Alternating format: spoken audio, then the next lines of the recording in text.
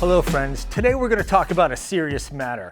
Believe it or not, there's a situation in our industry where employers are falsifying certifications all in the name of saving money. What are your rights as a climber when it comes to certification? We're going to tackle it next. Let's go.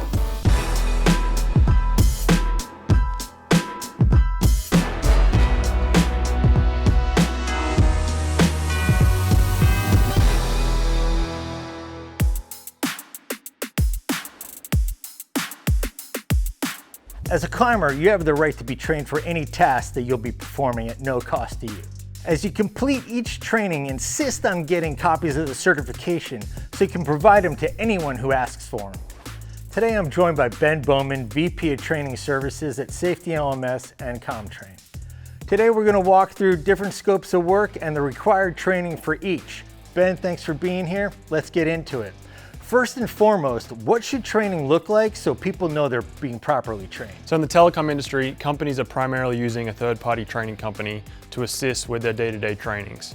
That may include classroom, in-person, or online trainings, or a combination of all. When you talk about a third-party trainer, what do you mean? Companies may contract a professional training company to come in and train their employees on the skills needed to do the work. Or they may train a trainer so that that person can then train their employees on those same skills.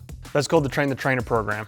It's something that is very common within the telecom industry. They'll come and attend a training with a company like Safety LMS or Comtrain and then go out back to their companies and train their employees. Do most of the certificates last 1 year or 2 years? Majority of 2 years. It depends on some courses, what the standards are that they're following. But yes, most of 2 years. What are some of the common certifications a climber should have?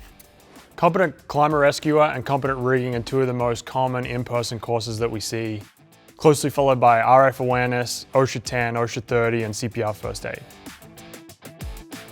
So what does Climber Rescuer training look like? So to be compliant with the NATE CRTS standard, they have to have a minimum of 16 hours of training. That's made up of classroom training and on the tower practical training. Tell me about the other courses. Do they all need to be taught in person? No, so with the advancements in technology, now they're able to take a lot of those courses in an online format or a blended learning format. So RF and OSHA 10 is very common for them to be able to take it online, whereas a CPR course can be blended with an online portion and then the practical for the end.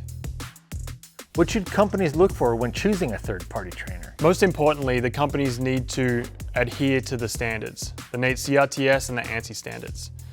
We recommend that companies audit the training companies that they're sending people to prior to sending anyone to them. Back to the point of fraudulent certificates. What's our takeaway on that? Some companies cut corners in order to save money on their training. This may include editing current certifications in place of providing correct training for their employees. Thanks to technology, we've been able to reduce the occurrence of this by adding a validation code to the certification.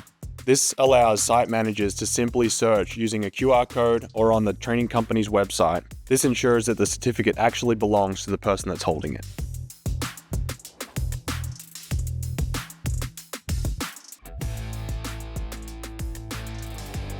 For a list of reputable trainers and providers, make sure you visit the NATE website. Ben, thanks for being here.